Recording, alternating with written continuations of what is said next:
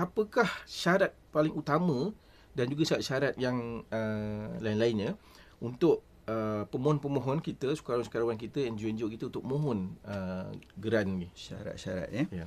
Kalau kita ikutkan, perkara pertama yang tuan-tuan dan puan-puan di luar sana perlu perhalusi adalah yang pertama, kena pastikan pertubuhan, entiti atau organisasi tuan-tuan dan puan-puan yang mana tuan-tuan dan puan-puan bergerak sebagai sukarelawan ni adalah entiti yang telah pun berdaftar.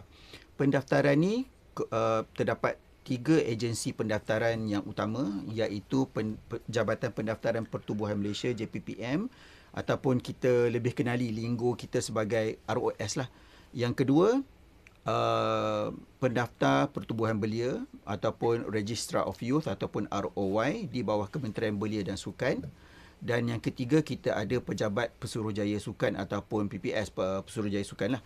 Tetapi di luar sana juga ada banyak entiti kesukarelawanan selain daripada NGO, pasukan-pasukan yang bergerak di bawah pelbagai kementerian yang berdaftar dengan agensi ataupun dengan kementerian masing-masing.